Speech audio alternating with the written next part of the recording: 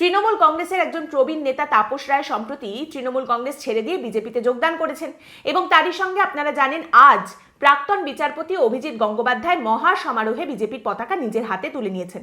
অন্যদিকে আবার দেখা গেল তৃণমূল কংগ্রেসে মমতা বন্দ্যোপাধ্যায়ের আজকের মিছিল এবং সভায় বিজেপির বিধায়ক মুকুটমণি অধিকারী নিজের অবস্থান পরিবর্তন করে তৃণমূল কংগ্রেসের পতাকা হাতে তুলে নিয়ে তৃণমূল কংগ্রেসে যোগদান করলেন এবং তারই সঙ্গে দেখা গেল মমতা বন্দ্যোপাধ্যায় কিন্তু সভার শেষে তাপস রায় যাকে জ্বালাতনের সবথেকে বড় কারণ হিসেবে দেখিয়ে তৃণমূল ত্যাগ করেছিলেন সেই সুদীপ বন্দ্যোপাধ্যায় এবং নয়না বন্দ্যোপাধ্যায়, সুদীপ বন্দ্যোপাধ্যায়ের স্ত্রী, তাদেরকেই কিন্তু একদম কাছে টেনে নিলেন।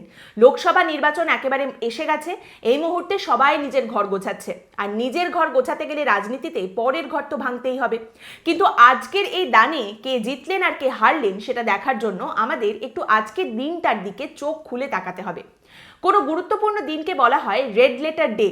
আজ যখন দেখা গেল এক্স জাস্টিস গাঙ্গুলি বিজেপিতে যোগদান করলেন, এই খবরটা বেরোনোর পরে দিল্লির আমার এক পরিচিত অত্যন্ত শ্রদ্ধেয় প্রবীণ সাংবাদিক তিনি আমাকে হোয়াটসঅ্যাপে একটা মেসেজ করে লিখলেন, it's a red letter day. After getting the green signal x justice Ganguly joined the saffron front. এবং তার লেখার বাঁধনে এই লাল সবুজ গেরুয়া সবকটা রং দেখে আমার বলতে ইচ্ছে করছিল যে শাসক দল তো এখন পুরোপুরি সবুজে নেই, তাদের দিকে তো সব নীল সাদা হয়ে গেছে। কিন্তু যাই হোক, আজকের এই দিনটা অত্যন্ত গুরুত্বপূর্ণ দিন অবশ্যই বিজেপির কাছে এবং অদ্ভুত কাকতালীয়ভাবে আজকের এই দিনটাতেই 2021 সালে ঠিক এই তারিখটাতেই অন্য আরেকজন বিজেপির পতাকা হাতে তুলে নিয়েছিলেন, যার সম্পর্কে কিন্তু বলা হতো যে তিনি লাল থেকে সবুজ হয়ে গেরুয়াতে এলেন। তিনি হলেন মিঠুন চক্রবর্তী, যিনি একটা সময় পরিচিত ছিলেন বাম ঘনিষ্ঠ হিসেবে, তারপরে তৃণমূল কংগ্রেসের ঘনিষ্ঠ হয়ে তিনি সাংসদ পদ পেয়েছিলেন, তারপরে তিনি একেবারে গেরুয়াতে ঝাঁপ দিলেন। একদম প্রধানমন্ত্রী নরেন্দ্র মোদীর উপস্থিতিতে বিজেপির পতাকা হাতে তুলে নিয়ে মিঠুন চক্রবর্তী বলেছিলেন এইবারে এক ছোবলেই ছবি। সৌরভ গাঙ্গুলির নামটা সেই সময় অনেকবার ভেসে উঠেছিল, যদিও সৌরভ গাঙ্গুলি সুনিপুণভাবে সেখান থেকে বেরিয়ে পাশ কাটিয়ে চলে গেছেন। তারপরে বিজেপি পেয়েছিল মিঠুন চক্রবর্তীকে। বিজেপি হয়তো সেই সময় মনে করেছিল বাংলার বুকে রাজনীতিতে দাদাগিরি করতে গেলে এই দাদাই বা কম কিসে, অতএব মিঠুন চক্রবর্তী জিন্দাবাদ। কিন্তু মিঠুন চক্রবর্তী, মিঠুন দা বিজেপিকে তাদের লক্ষ্যে পৌঁছে দিতে পারেননি। কিন্তু এখন যখন সময় বদলেছে, অনেক কিছুরই পরিবর্তন হয়েছে, কিছুই আর আগের মতো নেই, সেখানে দাঁড়িয়ে এবারের পরিণতিটা আবারও আগের মতো হবে না বলেই মনে করছে বিজেপি। বিজেপি আগের থেকে এখন আরো পরিমিত হয়েছে নাকি পরিণত হয়েছে সেটা বলাটা কিন্তু বেশ মুশকিল। কিন্তু আপনারা জানেন যে নিঃসন্দেহে অভিজিৎ গাঙ্গুলি যে বিজেপিতে যোগদান করলেন এটা বঙ্গ বিজেপির কাছে একটা বড় প্রাপ্তি। আজ যখন বিজেপির অফিসে গিয়ে পৌঁছালেন অভিজিৎ গাঙ্গুলি, তার যোগদান পর্বের আগে পুষ্পবৃষ্টির মাধ্যমে শাঁখ বাজিয়ে তাকে স্বাগত জানানো হলো। তিনি এরপরে অফিসের ভেতরে ঢুকলেন, যোগদান পর্বও কিন্তু মিটল। প্রধানমন্ত্রী নরেন্দ্র মোদী অবশ্যই ছিলেন না যোগদানের জন্য, অমিত শাহ ছিলেন না, কিংবা একটা চারিদিক থেকে আশা করা হচ্ছিল বা কথা হচ্ছিল যে জেপি নাড্ডা হয়তো উপস্থিত থাকতে পারেন, তিনিও ছিলেন না। সুকান্ত মজুমদার জানালেন যে অভিজিৎ গাঙ্গুলিকে দলের মধ্যে কিভাবে কাজে লাগানো যায় এবং নির্বাচনী রাজনীতিতেও কিভাবে তাকে ব্যবহার করা যায় সেই নিয়ে অবশ্যই বিজেপির মধ্যে চিন্তাভাবনা চলছে। আর বিজেপির সাধারণ কর্মী সমর্থক যারা উপস্থিত ছিলেন আজকে, তারাও কিন্তু অবশ্যই অত্যন্ত আনন্দিত হয়েছেন এবং তাদের উদ্দীপনাও কিন্তু অবশ্যই স্বাভাবিক। এই মুহূর্তে দাঁড়িয়ে চারিদিক থেকে একটা গুঞ্জন অত্যন্ত দৃঢ় হচ্ছে যে তমলুক থেকে বিজেপির তরফ থেকে প্রার্থী করা হতে পারে অভিজিৎ গাঙ্গুলিকে। কিন্তু তমলুকই কেন? তমলুক কিন্তু বিজেপির জন্য মোটামুটি একটা সেফ অ্যান্ড সিকিউর সিট। দেখুন, অভিজিৎ গাঙ্গুলির জন্ম, বেড়ে ওঠা, কর্মক্ষেত্র সবকিছু থেকেই কিন্তু তমলুকটা অনেকটা দূরে। মিত্র ইনস্টিটিউশনে যিনি পড়াশোনা করেছেন, শিয়ালদার অলিতে গলিতে যার বেড়ে ওঠা, সেই জায়গা থেকে কিন্তু তাকে অবশ্যই প্রার্থী করা হবে না, কারণ সেটা তৃণমূল কংগ্রেসের শক্ত ঘাঁটি। আর তৃণমূল কংগ্রেসের সেই ঘাঁটিটাকে ভেদ করার জন্যই কিন্তু সেখানে হয়তো তাপস রায়, যিনি তৃণমূল থেকে বিজেপিতে এসেছেন, তাকে সেখানে প্রার্থী করা হতে পারে। এবং তারই সঙ্গে আরও একটা নাম উঠে আসছে সজল ঘোষ, তাকেও হয়তো প্রার্থী করা হতে পারে, তিনিও একটা সময় তৃণমূল থেকেই বিজেপিতে এসেছিলেন। যাই হোক, অভিজিৎ গাঙ্গুলি সল্টলেকের একটি ফ্ল্যাটে থাকেন, সেই এলাকা থেকেও কিন্তু তাকে প্রার্থী করা হবে না। সম্ভবত এটা বারাসাত লোকসভা কেন্দ্রের অন্তর্গত, সেখান থেকেও তাকে প্রার্থী করা হবে না। কিংবা ধরুন যাদবপুর, যে জায়গাটার কথা সবাই বলেন যে অত্যন্ত শিক্ষিত মানুষজন থাকেন, বুদ্ধিজীবী নেতার প্রয়োজন এখানে, কত বড় বড় নেতারা এখান থেকে জিতেছেন। এই যাদবপুরের সাংসদ এতদিন ছিলেন মিমি চক্রবর্তী, যদিও তিনি তো জানিয়েছেন যে তিনি এবারে হয়তো আর নির্বাচনে দাঁড়াবেন যাবে না। এমনকি ডায়মন্ড হারবার থেকেও অভিজিৎ গাঙ্গুলিকে প্রার্থী করা হবে না, যদিও তিনি বলেছেন যে তিনি সেখানে দাঁড়ালে তালপাতা সেপাইকে লক্ষ লক্ষ ভোটে হারাবেন। আপনাদের নিশ্চয়ই মনে আছে আইএসএফ এর নওশাদ সিদ্দিকীও কিন্তু এই ডায়মন্ড হারবার থেকে নির্বাচনে লড়াই করার ইচ্ছার কথা প্রকাশ করেছেন। তো অভিজিৎ গাঙ্গুলিকে তমলুকে দাঁড় করানো হবে, যেটা বিজেপির একটা শক্ত ঘাঁটি, অধিকারী পরিবারের শক্ত ঘাঁটি, যেটা বিজেপির জন্য মোটামুটি একটা সেফ অ্যান্ড সিকিউরড পজিশন। কারণ এখানে যদি অভিজিৎ গাঙ্গুলিকে দাঁড় করানো যায় তাহলে তার বৈতরণী অবশ্যই করে পার করা যাবে, এটার একটা গ্যারেন্টি থাকছে, কিছুটা হলেও একটা গ্যারেন্টি থাকছে। এরপর বাকি 2 বছরে রাজনীতিতে তিনি কতটা পরিণত হন, কি করেন না করেন, সে সমস্ত পরবর্তীকালে দেখতে পাওয়া যাবে এবং 2026-এ তখন দেখা যাবে যে বিজেপির তরফ থেকে বিধানসভা নির্বাচনে তাকে আবারও প্রার্থী করা হয় কিনা বা তাকে মুখ্যমন্ত্রী মুখ করে সামনে রেখে লড়াইতে বিজেপি ঝাঁপায় কিনা। কিন্তু এই মুহূর্তে আরেকটা খুব ইন্টারেস্টিং জিনিস আপনাদের সামনে আমি রাখতে চাই, আর সেটা হচ্ছে একটি প্রতিবেদন। অত্যন্ত প্রতিষ্ঠিত একটি সংবাদ মাধ্যমে আজ একটি প্রতিবেদন প্রকাশিত হয়েছে। সেই প্রতিবেদনটা এই যখন বিজেপিতে অভিজিৎ গাঙ্গুলি যোগদান করছেন, বিজেপির একটা বড় প্রাপ্তি হচ্ছে, এই রকম সময় দাঁড়িয়ে এই প্রতিবেদনটা একটু অদ্ভুত। এই প্রতিবেদনে যে কথাগুলো লেখা হয়েছে সেগুলো যদি সত্যি মিথ্যে কথা হয় তাহলে এক্স জাস্টিস অভিজিৎ গাঙ্গুলির অবশ্যই উচিত মানহানির মামলা ফাইল করা। কেন? সেই প্রতিবেদনে কি লেখা আছে? এই প্রতিবেদন বলছে বিজেপিতে যোগদান করার পরেই অভিজিৎ গাঙ্গুলিকে বিজেপির তরফ থেকে কিন্তু কথা কম এই বার্তা দিয়ে দেওয়া হয়েছে এবং অদ্ভুতভাবে দেখা গেল যে এই বার্তা প্রকাশ্যেই দিলেন বিরোধী দলনেতা শুভেন্দু অধিকারী। বিজেপিতে যখন অভিজিৎ গাঙ্গুলির এই যোগদান পর্ব মিটে গেল, শোনা গেল তার পাশ থেকে শুভেন্দু অধিকারী তাকে বলছেন যে কোনো প্রশ্ন নেবেন না। এবং এই নিয়ে এই প্রতিবেদনে এটাও লেখা হচ্ছে যে বিজেপির অন্দরে পদ্ম শিবিরের যে নেতারা রয়েছেন তাদের মধ্যে এই কথাটা আলোচনা হয়েছে বারংবার যে মঙ্গলবার যা হয়েছে তার রিপিটেশন কিন্তু তারা বৃহস্পতিবার চান না, কিংবা ভবিষ্যতেও তারা চান না। যদিও অভিজিৎ গাঙ্গুলিকে দেখা গেল তিনি বাধ্য সৈনিকের মতো শুভেন্দু অধিকারীর কথা মেনে নিলেন, তাকে আর কোনো প্রশ্ন সাংবাদিকরা করলেও তিনি তার উত্তর দেননি। তিনি বলেছেন যে আজ এইটুকুই থাক, আমি মঙ্গলবার তো একটা লম্বা সাংবাদিক সম্মেলন করেছি, এখন আর কিছু বলবো না। এই প্রতিবেদন বলছে বিজেপি নেতাদের বক্তব্য তারা কিন্তু ইঙ্গিতে অভিজিৎ গাঙ্গুলিকে বিজেপি কি চায় সেটা বুঝিয়ে দিয়েছেন। দেখুন, বিষয়টা হচ্ছে শেষ দুদিনে অভিজিৎ গাঙ্গুলি না হলেও 10-12টা ইন্টারভিউ দিয়েছেন, সংখ্যাটা আরও বেশি হতে পারে যদি আমি কোনো ইন্টারভিউ মিস করে গিয়ে থাকি।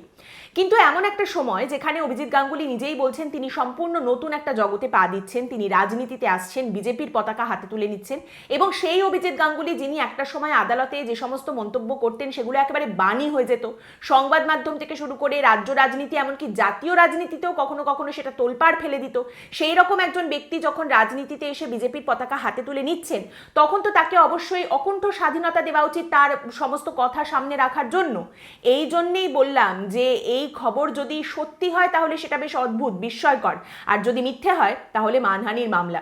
দেখুন, রাজনীতি সম্ভাবনার শিল্প। অভিজিৎ গঙ্গোপাধ্যায় বিজেপিতে গেছেন, এটা বিজেপির জন্য অত্যন্ত বড় একটা প্রাপ্তি, কিন্তু এই বড় প্রাপ্তি বা দামি প্রাপ্তিকে কিভাবে ব্যবহার করা যায়, কিভাবে কাজে লাগানো যায়, সেই নিয়েও বিজেপির অন্দরে নিশ্চয়ই অনেক রকম পারমুটেশন কম্বিনেশন চলছে। দেখুন, অভিজিৎ গাঙ্গুলির বয়স তো মোটামুটি 60-এর কাছাকাছি হবে। এত বছরে তিনি যেটা অর্জন করেছেন সেটা হলো সুনাম, এটাই তার একমাত্র পুঁজি।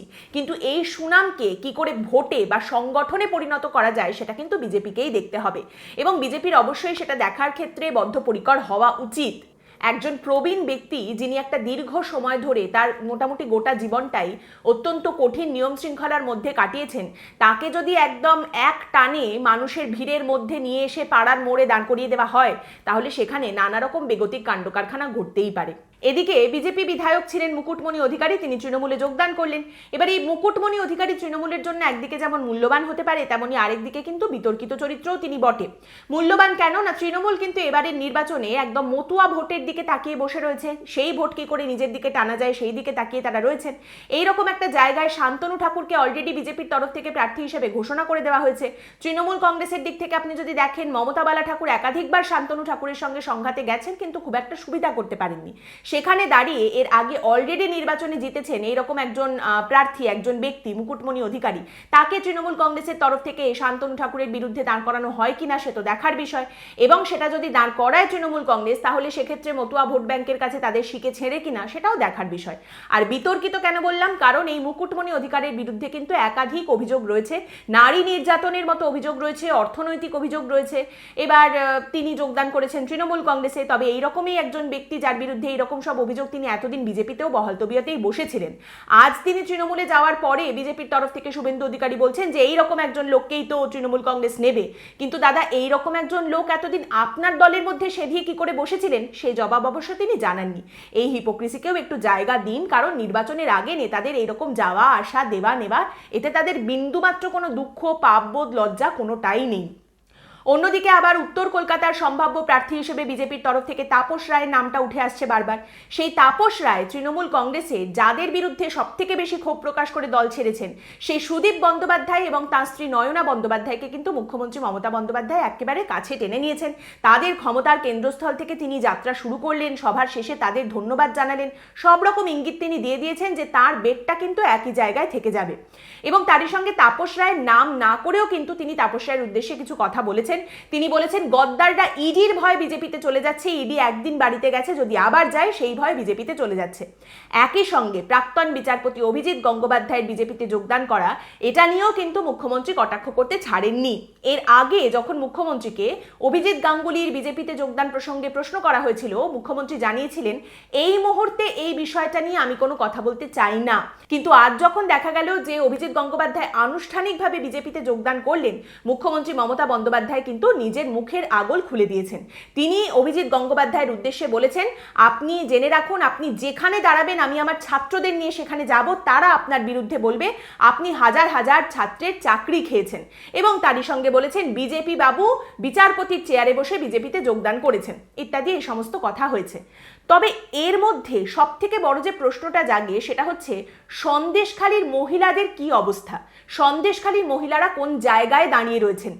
একদিন বলা হচ্ছে প্রধানমন্ত্রীর যে সভা হলো সেখান থেকে দাবি করা হলো যে প্রধানমন্ত্রীর সঙ্গে সন্দেশখালীর মহিলারা দেখা করতে গেছেন, তাদের সঙ্গে কথা হয়েছে প্রধানমন্ত্রীর। আজ শাসক দল তৃণমূল কংগ্রেসের তরফ থেকে দাবি করা হলো যে সন্দেশখালীর মহিলারা মমতা বন্দ্যোপাধ্যায়ের এই মিছিলে ছিলেন এবং সভাতেও তারা ছিলেন, তারা এসেছেন। এবার বিরোধীদের তরফ থেকে কটাক্ষ করে বলা হচ্ছে যে মমতা বন্দ্যোপাধ্যায়ের সভায় যারা গেছেন তারা সন্দেশখালীর মহিলা নন। এরপরে শাসক দলের তরফ থেকেও এরকম কোনো কটাক্ষ উঠে আসতে পারে। এই মুহূর্তে দাঁড়িয়ে সন্দেশখালীর মহিলারা যারা অত্যাচারিত হয়েছেন, নির্যাতিতা যারা, তাদেরকে নিয়ে নির্বাচনের আগে এরকম রাজনৈতিক টানাটানি, টেনে হিচড়ে এই সভায় ওই সভায় নিয়ে যাওয়া, এটার কি সত্যিই কোনো দরকার আছে? এটার কোনো কারণ আছে? এই সমস্ত কিছু দেখে সত্যিই লোকসভা নির্বাচনের আগে এটা ভয় হয় যে মহিলা ভোট পাওয়ার লোভে সন্দেশখালী মহিলাদের যে একটু সংবেদনশীলতার সঙ্গে দেখা উচিত, তাদেরকে সংবেদনশীলতার সঙ্গে যে ট্রিট করা উচিত, এই কথাটা না সব রাজনৈতিক দল ভুলে যায়। তাদের এই বোধটা না সম্পূর্ণ লোপ পায়। আর এই ভয়টা যে একেবারেই অমূলক নয় সেটা পশ্চিমবঙ্গবাসী সব থেকে ভালো জানে। আজকের পর্বটা এখানেই শেষ করছি। আপনাদের মতামত এই পর্ব সম্পর্কে অবশ্যই জানাবেন কমেন্টের মাধ্যমে। পরের দিন আবার দেখা হবে অন্য একটি বিষয় নিয়ে আলোচনায়। ভালো থাকবেন।